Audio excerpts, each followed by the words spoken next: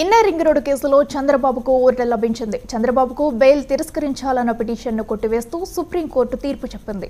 IRR కేసులో AP high court ముందస్తు bail మంజూరు చేసింది.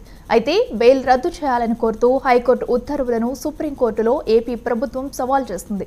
ఈ పిటిషన్ను విచారించిన జస్టిస్ సంజీవ్ ఖన్నా, జస్టిస్ దీపంకర్ దత్తాల ధర్మాసనం తిరస్కరించింది.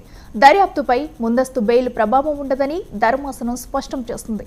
ఇదే కేసులో సహా నిందితులపై ఉన్న ఉత్తర్వులను చంద్రబాబుకు కూడా వర్తిస్తాయని సుప్రీంకోర్టు తెలిపింది.